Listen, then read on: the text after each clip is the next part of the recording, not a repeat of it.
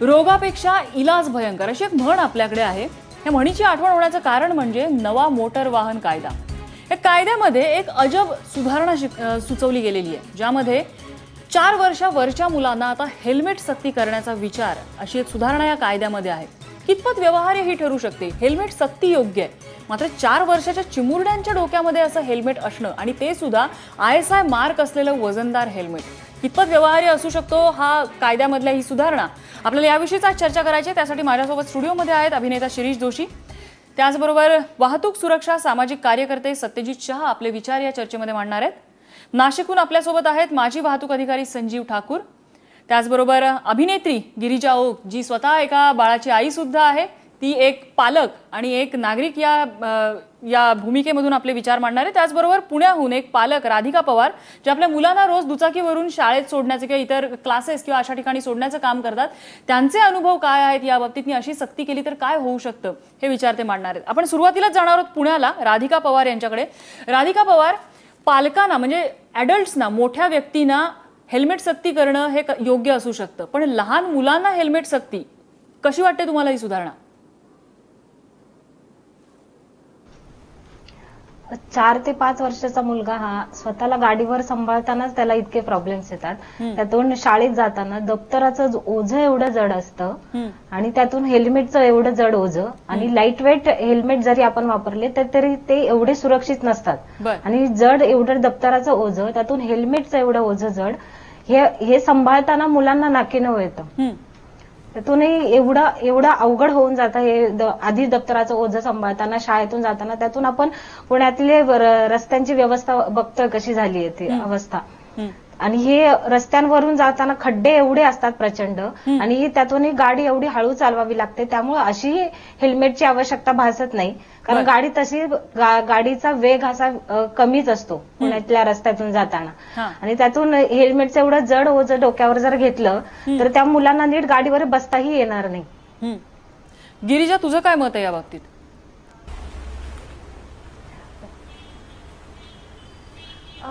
असा इतका साधा सोपा प्रश्न नाहीये। एकतर आपल्याकडे रस्त्यांची अवस्था फार वाईट आहे, त्यात ट्रॅफिकचे रूल्स पाळण्याबाबतचा सगळा एक काय म्हणजे त्याच्याबद्दल मला काहीच बोलायचं नाहीये। या सगळ्या परिस्थितीत हेल्मेट हे इसेन्शियल आहे कुठल्याही रायडरसाठी।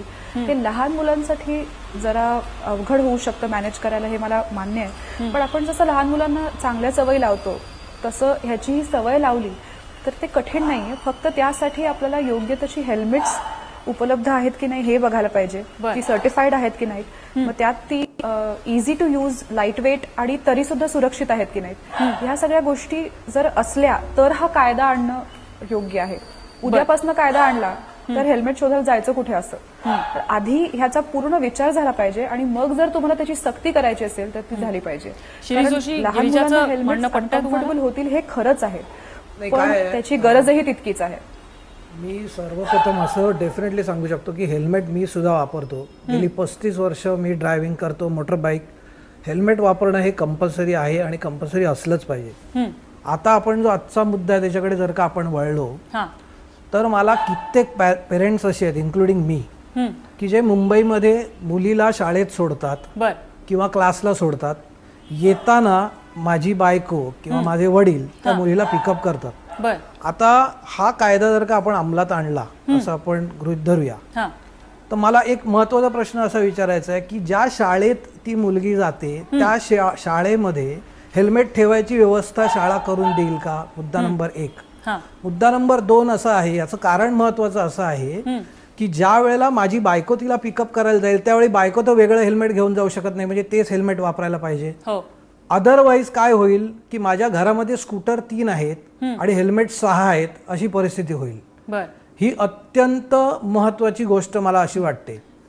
मुंबईमध्ये खूप वेळेला असंही आपल्याला आढळतं की ट्रॅफिकच्या कंडिशनमुळे मला किंवा बायकोला ज्यावेळी लेट येतो, आम्हाला लेट होतो ऑफिसमधून येताना किंवा जाताना, त्यावेळी आम्ही एक्स्ट्रा वर्क करतो, मग बायको कधी कधी मला फोन करून सांगते की मला काय जमत नाहीये तर तू पिकअप कर। अशा वेळी माझ्याकडे हेल्मेट आहे का? नाही। बरं, मी माझ्या हेल्मेटचं काय करतो, ज्या वेळेला मी अशा ठिकाणी जातो त्यावेळी बाईक उभी केल्यानंतर स्ट्रिंगला बांधून ते हेल्मेट मी बांधून ठेवतो। ही व्यवस्था जर का मी दुसऱ्या हेल्मेट बरोबर जर करायला गेलो आणि त्या हेल्मेट बरोबर मी जर का ट्रॅव्हल केलं तर तिसऱ्या मिनिटाला त्याचा वायझर तुटून जाईल. त्याच्यामुळे हे प्रॅक्टिकली किती पॉसिबल आहे ह्याचा आपण आधी विचार केला पाहिजे. आपल्यासोबत संजीव ठाकूर आहेत, माजी वाहतूक अधिकारी. संजीव ठाकूर, जे ॲडल्ट्स आहेत 18 वर्षावरची जी व्यक्ती आहेत त्यांना तुम्ही हेल्मेट सक्ती करणं हे कधीही योग्य आहे, पण लहान मुलांना ज्यावेळेला हेल्मेट सक्ती करण्याचा विचार आपल्याकडे येऊ घातलेला, आता इथे काही पालकांचे तुम्ही अनुभव ऐकलेले आहेत, कितपत तुम्हाला व्यवहार्य वाटतं हे? कारण आत्ताच जसं सांगितलं की हेल्मेट्स हे ठेवणार कुठे हा एक बेसिक मुद्दा आहे यामधला, आणि असे अनेक मुद्दे समोर येत आहेत.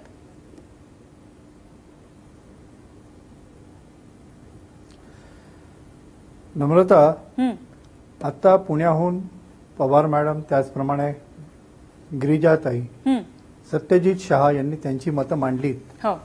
मी थोडंसं जरा विस्तृतपणे सांगेन. आपल्या देशामध्ये सुमारे 5 लाख अपघात होतात आणि 1.5 लाख लोक दरवर्षी या अपघातांमध्ये मरण पावतात. यामध्ये दुचाकींचं प्रमाण मोठ्या प्रमाणावर आहे आणि विशेषतः दुचाकीमध्ये मृत्युमुखी पडणाऱ्यांमध्ये तरुण वर्ग यांचा समावेश प्रामुख्याने आहे. मोटर वाहन कायदा कलम 129, मोटर वाहन कायदा 1988 यामधील कलम 129 मध्ये प्रोटेक्टिव्ह गिअर किंवा हेल्मेट हे अनिवार्य असल्याबाबत नमूद केलेलं आहे. हे प्रोटेक्टिव्ह हेड गिअर वाहन चालवणारा आणि रायडर म्हणजे पिलियन रायडर या दोघांनाही आवश्यक आहे. यामध्ये कोणत्याही ठिकाणी वयाचा उल्लेख केलेला नाही. मात्र ह्याच अनुषंगाने वाढती अपघात संख्या, मृत्युमुखी पडणारी संख्या किंवा इतर रस्त्याची परिस्थिती या सर्व बाबींचा विचार करून या मोटर वाहन कायद्यामध्येच काही आमूलाग्र बदल किंवा दुरुस्त्या करणे आवश्यक समजून हा नवीन प्रस्ताव समोर आलेला आहे, ज्यामध्ये नुसतं कायद्याच्याच कक्षेमध्ये विचार न करता सुरक्षित वाहतूक किंवा सुरळीत वाहतुकीच्या दृष्टिकोनातून जे महत्वाचे 3 ई आहेत, ज्यामध्ये इंजिनिअरिंग, एन्फोर्समेंट आणि एज्युकेशन या 3 बाबींचा समावेश होतो, त्या सर्व बाबींचा विचार यामध्ये करण्यात आलेला आहे. इंजिनिअरिंगमध्ये रस्ते सुरक्षा असेल, सायनेजेस असतील, रस्ता दुरुस्ती असेल, रस्ता वाईड करणे असेल, चौक डेव्हलप करणे असेल किंवा सार्वजनिक वाहतूक व्यवस्थेमध्ये सुधारणा करून शेवटच्या किलोमीटरपर्यंत सार्वजनिक वाहतूक व्यवस्था पुरविणे हा विचार असेल. ह्या सर्व बाबींचा समावेश यामध्ये करण्यात आलेला आहे. आणि दुसरी महत्वाची गोष्ट एन्फोर्समेंट. जर एन्फोर्समेंट हे योग्य नसेल तर त्या कायद्याविषयीचा धाक किंवा कायदा पालनाची एक मानसिकता ही तयार होत नाही. आपण बघतो मोटर वाहन कायद्यातील कलम 185 ज्यामध्ये मद्यार्काचं सेवन करून वाहन चालवणे ह्या बाबीचा समावेश. आणि तुम्ही जसा अपघातांचा उल्लेख केला त्यामध्ये आज खूप जीव जातात. इनफॅक्ट यावर्षी जी काही आकडेवारी समोर आलेली आहे, रस्ते अपघातामध्ये जे जीव गेलेले आहेत त्यांची संख्या ही 700% वाढलेली आहे. ही खूपच गंभीर आकडेवारी आहे. म्हटल्यानंतर ते नियम पाळणं योग्य आहे. इथे मुद्दा असा आहे की 4 वर्षाचं चिमुरड बाळ असतं ते, आणि त्याच्या डोक्यावरती आपण हेल्मेटचं ओझं देतोय. त्याला त्याचा शारीरिक त्रास काही होईल की नाही या गोष्टीचा विचार कुठेतरी हवा की नको?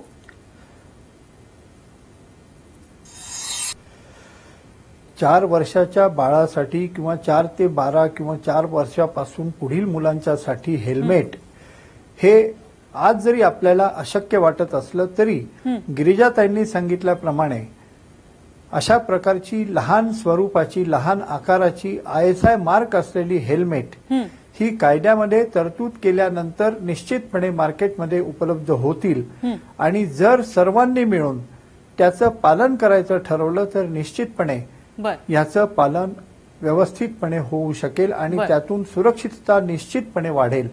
अपघातामध्ये लहान मुलाला इजा होणार नाही असं ठामपणे सांगता येणं अशक्य आहे.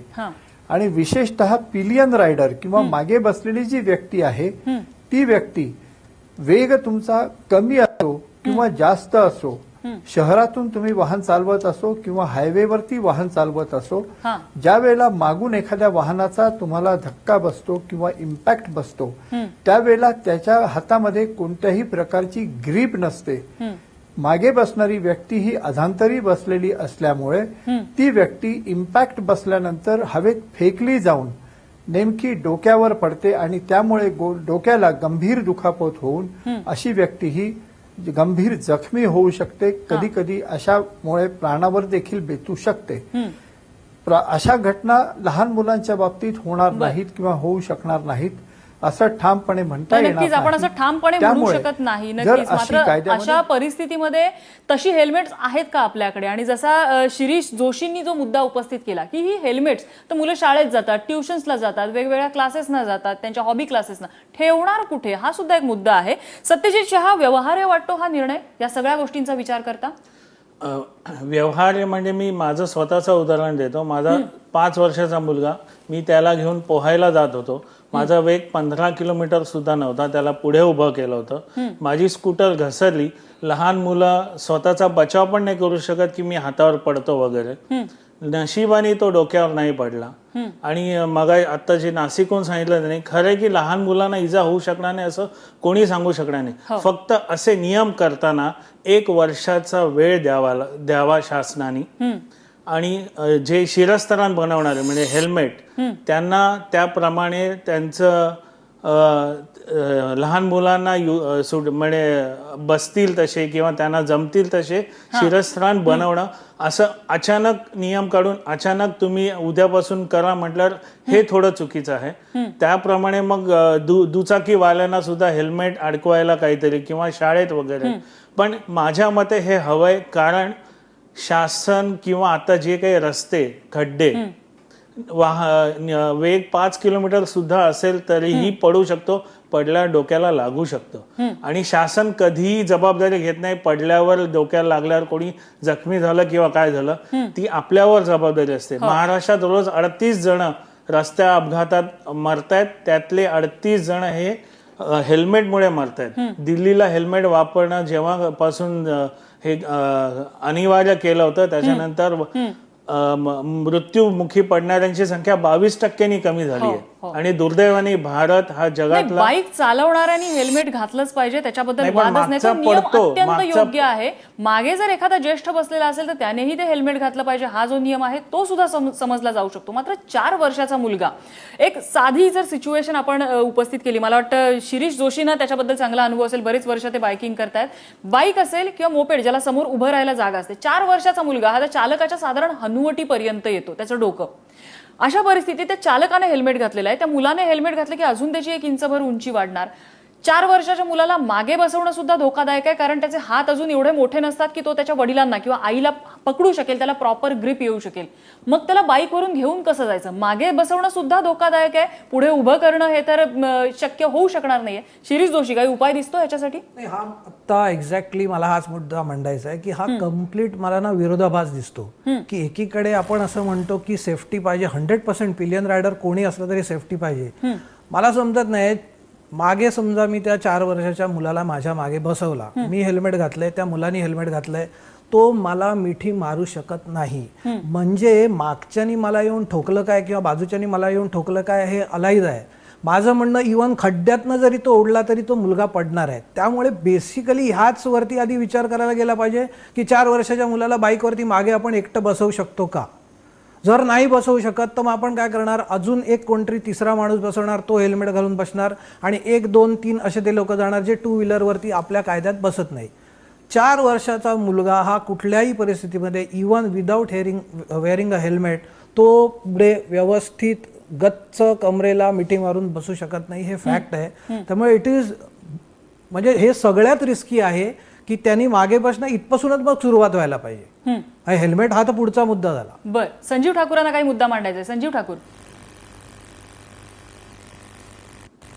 हा नम्रता, आता सत्यजित शहा यांनी मुद्दा मांडला, त्याबाबत मी थोडं असं सांगेन, ज्याप्रमाणे 4 व्हीलमध्ये 4 चाकी वाहनामध्ये ज्याप्रमाणे सीट बेल्ट असतो, तो मागे बसणाऱ्या रिअर ट्रॅव्हलरसाठी सुद्धा सीट बेल्ट उपलब्ध असतो. आणि ड्रायव्हर सीटच्या बाजूला जो बसलेला असतो त्याच्याही साठी सीट बेल्ट उपलब्ध आहे. त्याचप्रमाणे मोटरसायकलच्या डिझाईनमध्ये जर उत्पादकांनी थोडा फेरबदल करून जर पिलियन रायडरसाठी सेफ्टी बेल्टची अरेंजमेंट केली आणि त्याप्रमाणे डिझाईन केलं तर मला वाटतं हा प्रश्न पुष्कळसा सुटेल. आपण ग्रामीण भागामध्ये बघतो महिला वर्ग कामावर जाताना, शेतावर जाताना लहान मुलांना पाठीशी बांधून घेऊन दिवसभर त्यांचं काम करत असतात. कितीही लहान मूल असलं तरी ते पडत नाही. त्याचप्रमाणे जर पिलियन रायडरसाठी मोटरसायकल उत्पादकांनी सीट बेल्ट सारखी एक प्रोटेक्टिव्ह बेल्टची डिझायनिंग तयार करून ते जर पुरवठा सुरू केला तर मला वाटतं हा लहान मूल किंवा 4-5 वर्षाची मुलं ही पडण्याचं किंवा त्यांना नीट बसण्याचं प्रश्न निर्माण होणार नाही. ठीक आहे, या ठिकाणी आपण एक छोटासा ब्रेक घेणार आहोत. अनेक महत्त्वाचे मुद्दे या चर्चेदरम्यान पुढे येतात की टू व्हीलर्सना सेफ्टी बेल्ट असावेत का, जर हेल्मेट लहान मुलांसाठी कंपल्सरी केले जाते तर त्याला लागणाऱ्या प्रोव्हिजनल सिस्टम्स ज्या आहेत आपल्याकडे, जसं शाळेमध्ये एखादी क्लोक रूम किंवा इतर सार्वजनिक ठिकाणी जिथे गाड्यांची पार्किंग आहे त्या ठिकाणी क्लोक रूम, अशा क्लोक रूम्स आपल्याकडे उभ्या राहतील का? महत्त्वाचे मुद्दे आहेत, आपल्याला ब्रेक नंतर चर्चा करायची याविषयी. बघत रहा एबीपी माझा.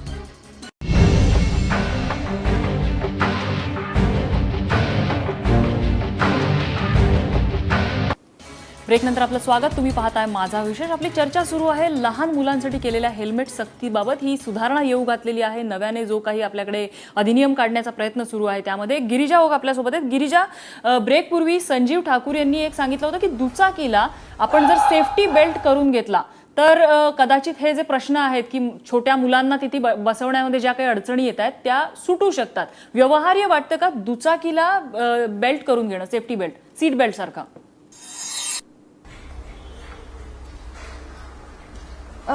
मला माहिती नाही एक्झॅक्टली हे कसं व्यवहार्य होईल, पण असे काहीतरी प्रयत्न केले पाहिजेत. कारण एक गोष्ट नक्की आहे की दुचाकींवरती लहान मुलांना नेणं हे सिक्युअर आणि सेफ नाहीये. जिथे लहान मुलं, जिथे मोठी माणसंच ऍक्सिडेंट्समध्ये सापडतात तिथे लहान मुलांना तर स्वतःच्या शरीराचा तेवढा कंट्रोल नसतो. मोठा माणूस असेल तर तो पाय टेकून पटकन बाजूला होऊ शकतो गाडीपासून. लहान मुलांचं तेही शक्य नसतं. खूप वाईट त्यांना इजा होऊ शकते. त्यामुळे काहीतरी कॉन्ट्रॅप्शन नक्कीच तयार केलं पाहिजे. त्याचा विचार झाला पाहिजे, त्याची ट्रायल झाली पाहिजे आणि मग त्यानंतर याची सक्ती झाली पाहिजे. माझा सुरुवातीचाही मुद्दा हाच होता की हेल्मेट बद्दल मुद्दा नाहीये. तुम्ही नक्की ते कसं करणार आहात याचा एक प्लॅन करा, तो टेस्ट करा, ट्राय करा आणि मग तो जर सक्सेसफुल झाला तर त्याची सक्ती करा. उद्यापासून सक्ती केली तर कोणाच्याच हातात काही उरणार नाही, कोणाला काही करताच येणार नाही. सो हेल्मेट आहे म्हणजे गरजेचं आहे का नाही हा मुद्दाच नसून तुम्ही ते लहान मुलांसाठी सोयीचं कसं कराल हा मुद्दा आहे. महत्वाचा मुद्दा आहे हा की सोयीचं कसं होईल. राधिका पवार, सोय दिसते का यामध्ये? गाडीला सेफ्टी बेल्ट असणं किंवा 4 वर्षाच्या मुलासाठी हेल्मेट असणं. जर 4 वर्षाचं वय सोयीचं नसेल तर साधारण कुठच्या वयापासून ही हेल्मेट सक्ती करू शकतं शासन? म्हणजे तुमचे अनुभव काय सांगतात? साधारण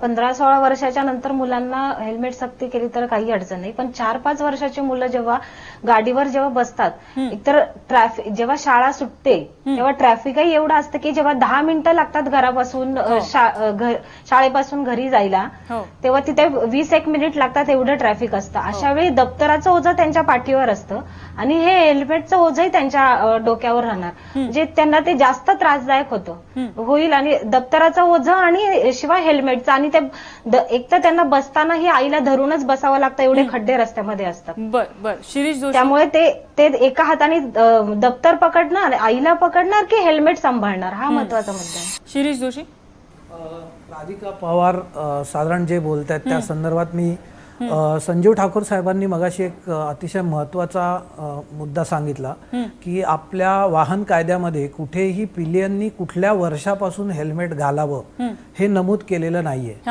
मला असं वाटतं कम्पेअर केली तरी चांगलं आहे, वाईट असेल तरी चांगलं आहे. पण इंग्लंडमध्ये असा कायदा आहे की जो पिलियन रायडर आहे त्याचा पाय ज्या वेळेला फुटरेस्टला लागेल त्याच नंतर तो पिलियन रायडर म्हणून त्या मोटरसायकलवर बसू शकतो.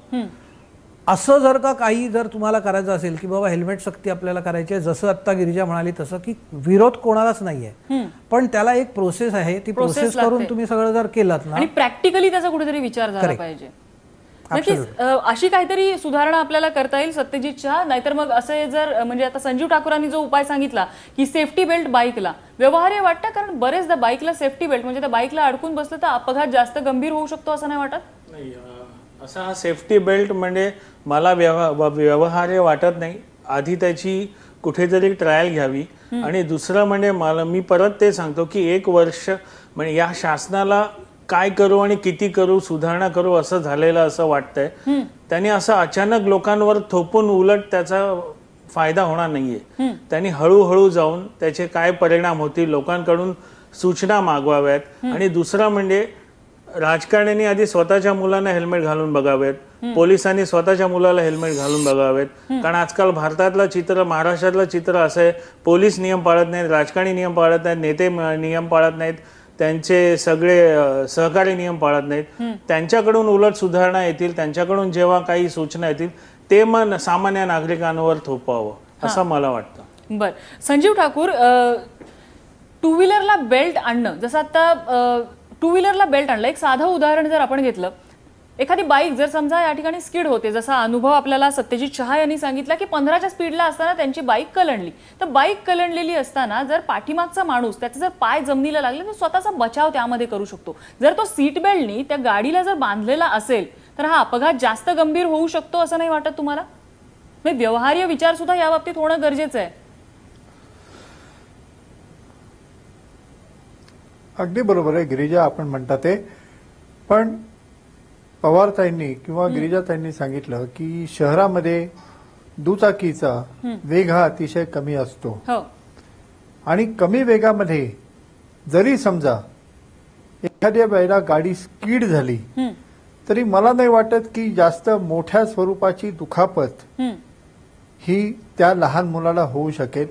उलट जर तो मुलगा बेल्ट लावलेला असेल तर निदान फेकला जाणार नाही. कैक वेळेला दुचाकी स्किड झाल्यानंतर पिलियन रायडर फेकला जाऊन डोकं जर डिव्हायडरवर आपटलं गेलं तर त्या ठिकाणी मोठी दुखापत होण्याची गंभीर शक्यता असते.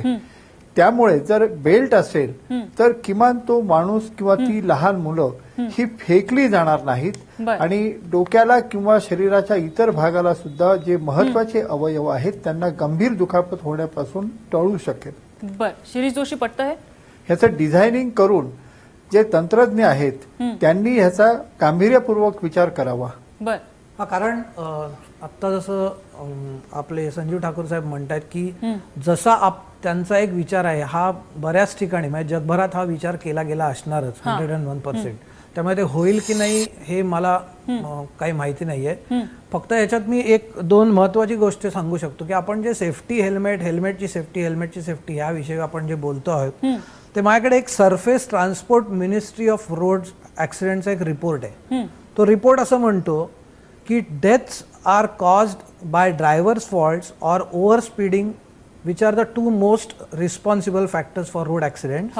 आणि सगळ्यात महत्वाचं म्हणजे ह्या सगळ्यावरती जर तुम्हाला काही करायचं असेल तर पहिल्यांदा ना इथे आपण बोट ठेवलं पाहिजे की एक अंकुश चौधरी नावाचे खूप सुप्रसिद्ध नट आहेत आपल्याकडे. त्यांनी मला असं गमतीत एकदा प्रश्न विचारला होता की आपल्याकडे 80 किलोमीटर्स पर आवर ही आपली स्पीड लिमिट आहे, ॲव्हरेज नाही, 80 किलोमीटर आवर ही मॅक्सिमम स्पीड लिमिट आहे. मग आपल्याकडे गाड्या 80च्या वर जाऊच कशा दिल्या जातात? फॉर एक्झाम्पल, म्हणजे आता माझं म्हणणं असं आहे की जर का माझ्याकडे एक 2 व्हीलर आहे जी 40च्या वर मी फिरवूच शकलो नाही तर हे अपघाताचं प्रमाण कमी होणार नाही का? म्हणजे हेल्मेट हा डेफिनेटली एक माणसाला त्याच्यातून वाचवायचा प्रकार आहे.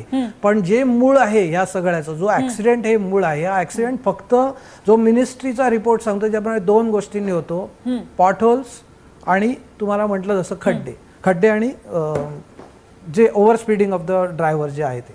ह्याच्यावरती काहीतरी मेजर करायला पाहिजे असं मला वाटतं. नाही, रस्ते वगैरे सुधारले पाहिजेत याच्यामध्ये डाऊटच नाहीये. म्हणजे जसं प्रशासन एक्सपेक्ट करतं की नागरिकांनी त्यांची जबाबदारी पार पडावी तशी प्रशासनाची सुद्धा जबाबदारी आहे. खराब रस्ते आणि या गोष्टींमुळे होणाऱ्या अपघातांची संख्या सुद्धा लक्षणीय आहे आणि त्या बाबतीत सुद्धा आकडेवारी जाहीर झालेली आहे. सत्यजित शहा, यामध्ये मुद्दा पुन्हा एकदा असा उरतो, खरं तर प्रश्न या निमित्ताने उपस्थित झालेला आहे की 4 वर्षाचं वय वगैरे हा शोध कशाच्या बेसिसवर लागला असावा? नाही, अगदी बरोबर आहे. म्हणजे 4 वर्ष मला 4 वर्ष पटत नाहीये, कारण त्या मुलाला ते कळणार सुद्धा नाहीये हे काय आहे किंवा काय करायचं. हा 4 वर्ष हे योग्य वय नाही. काही शास्त्रज्ञांना वगैरे विचारून ते वय ठरवलं गेलं पाहिजे. त्याच्यानंतर परत सांगितल्याप्रमाणे लोकांना ते लोकांकडून सजेशन्स घेतल्या गेल्या पाहिजेत किंवा त्यांचे तुम्हाला काय वाटतं वगैरे वगैरे. कारण अचानक हे असं करू नये 4 वर्ष वगैरे. पण साधारण काय वयापासून ही हेल्मेट सक्ती असावी, म्हणजे व्यवहार्य कुठच्या वयापासून? 6 ते 7 म्हणजे जेव्हा मूल खरंच शाळेत जातो, पहिलीत वगैरे. म्हणजे एका अर्थाने ते चांगलं आहे, कारण 6 ते 7 वर्षापासून मग त्यांना ही नियम पाळायची सवय लागेल. कारण आजकाल बघितलं तर कोणी नियमही पाळत नाही.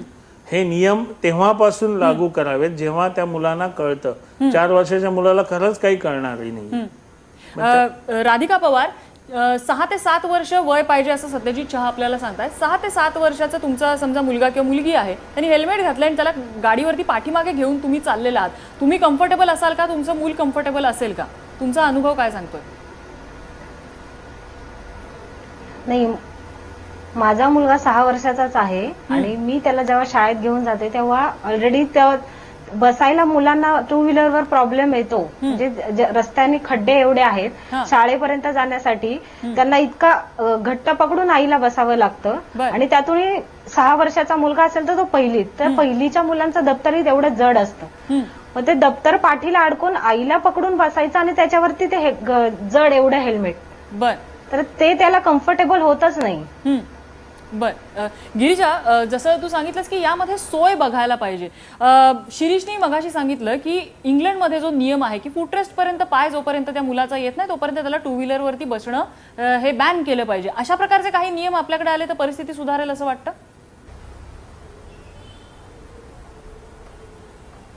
अशा प्रकारचे नियम आपल्याकडे येऊ शकणार नाहीत, कारण माझ्या आसपास सुद्धा 80% मातांकडे टू व्हीलर्स आहेत. त्या आपल्या मुलांना सोडायला आणायला टू व्हीलर्सच वापरतात.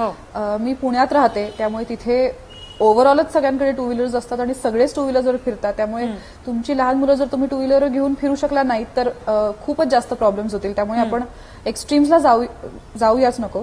पण मला असं वाटतं की एखाद्या गोष्टीची सवय जर लहान मुलांना करून दिली, त्याचं इंट्रोडक्शन करेक्ट पद्धतीने केलं तर त्याची सवय त्यांना करून देण्यात फार कष्ट पडत नाहीत. आपण जसं रोज सकाळी उठायचंय, कारल्याची भाजी खायची आहे, या गोष्टी मुलांना शिकवतो, कुठल्याही वयापासून शिकवतो. तसं हेल्मेट घालायचं आहे, आता आहे तर आहे, ते आपण शिकवू शकतो. मला कम्फर्ट आणि डिस्कम्फर्टचा हा मुद्दाच वाटत नाही, कारण मुळात मुद्दा सेफ्टीचा आहे. मग तुम्ही सेफ्टीच्या वेळेला मुलाचा कम्फर्ट बघणार आहात का तुम्ही सेफ्टी बघणार आहात? तुम्ही सेफ्टी बघणार आहात. फॉर्च्युनेटली मी टू व्हीलर चालवत नाही, त्यामुळे मला माझ्या मुलाला सीट बेल्ट मध्ये घालायचा माझा कष्ट असतो सगळा, की त्याला कसा मी तिथे बसवीन आणि त्याला तो सीट बेल्ट लावायला भाग पडेल. आता सीट बेल्ट सुद्धा लहान मुलांसाठी अजिबात सोयीचे नसतात. ते त्यांच्या डोक्यावरून जातात, त्यांना ते कसे अडकवणार, त्याच्यात त्यांना कसं टाकणार. 3-4 वर्षाच्या मुलांना कार सीट मध्ये ठेवता येत नाही, कार सीट लहान पडतात. हे सगळे चॅलेंजेस आहेत, हे सगळे चॅलेंजेस मीही फेस करते. पण मुळात माझा मुद्दाच हा आहे की ह्या गोष्टींना लक्षात घेऊन जर तुम्हाला हा कायदा आणायचा असेल तर त्यानुसार तुमच्याकडे यंत्रणा आहे का, त्यानुसार तुमच्याकडे इक्विपमेंट आहे का, तशा फॅसिलिटीज आहेत का, याचा आधी विचार झाला पाहिजे आणि मग कायद्याची सक्ती झाली पाहिजे. आणि मुळात कायद्याची सक्ती म्हणजे तुम्ही करणार आहात का? प्रत्येक वेळेला एखाद्या लहान मुलाच्या डोक्यावर हेल्मेट नसलं तर तुम्ही पकडणार आहात का लोकांना? लाच न घेता त्यांना सोडणार आहात का? या सगळ्या गोष्टी वेगळ्या आहेतच, म्हणजे त्याबद्दल आपण डिस्कशन. जसं गिरिजा म्हणते की हे कुठेतरी कम्फर्ट आणि सेफ्टी मधला वाद आहे. खरोखर हा कम्फर्ट आणि सेफ्टी मधला वाद आहे की ओव्हरऑलच ते वापरावंच कसं याविषयी हा प्रश्न निर्माण झाला? नाही, मी एक्झॅक्टली हे म्हणतोय की तुम्ही जी सेफ्टी म्हणताय ना, जसं मगाशी पवार मॅडम म्हणाल्या ना, ते मला इतकं पटलंय. तुम्ही विचार करा, जर का ओरिजिनल ISIचं हेल्मेट 4 वर्षाच्या मुलांनी घातलं आणि तो आजच्या रस्त्यांच्या परिस्थितीमध्ये जर का तो 20 मिनिटं ड्राईव्ह करून शाळेमध्ये गेला तर रस्त्यावर पडण्यापेक्षा किंवा कोणी ठोकण्यापेक्षा त्याच्या मानेला जो खड्ड्यांचा त्रास होईल तो आयुष्यभर राहील. त्यामुळे ती सेफ्टी पहिले बघणं महत्वाचं आहे असं मला मनापासून वाटतं. नक्कीच आपल्याकडे वाहतूक आणि वाहतुकीचे प्रश्न हा खूप जुना मुद्दा आहे आणि त्या बाबतीत वेगवेगळ्या सुधारणा आता सुचवण्याचा प्रयत्न केला जातोय, कारण रस्ते अपघातांमध्ये खूप मोठ्या प्रमाणात वाढ होते. मात्र त्याच वेळेला शहरातले रस्ते आणि हायवेज म्हणजे आपले महामार्ग यांची कुठेतरी सांगड घालून तशा आशयाचे तशा प्रकारचे नियम करणं गरजेचं आहे. अन्यथा हायवेजसाठीचे नियम जर शहरात घालू आपण पाहिले किंवा शहरासाठीचे नियम जर आपण हायवेजवरती अप्लाय करू पाहतोय तर हे व्यवहार्य होणार नाही, कोणाच्या सोयीचं ते नसेल आणि मग साहजिकपणे वाहतुकीचे नियम भारतीय तोडतात. तर का तोडतात तर त्याचं हे उत्तर आहे. त्यामुळे नियम करताना कुठेतरी ते व्यवहार्य असतील, वापरासाठी सोयीचे असतील आणि त्यामध्ये सर्वांची सुरक्षा असेल याचा कुठेतरी विचार झाला आणि तो नियम करताना त्याची कारणमीमांसा किंवा त्यामागचं संशोधन जे आहे ते योग्य पद्धतीने झालं तर असे वाद उद्भवणारच नाही. मला वाटतं याचा विचार आपल्याकडच्या यंत्रणा जे या सुधारणा आणू पाहतात ते करतील अशी आशा करूया. सर्व मान्यवरांनी आपल्याला चर्चेसाठी वेळ दिला त्याबद्दल त्यांचे आभार. माझा विशेषमध्ये इथेच थांबतोय. बघत रहा एबीपी माझा.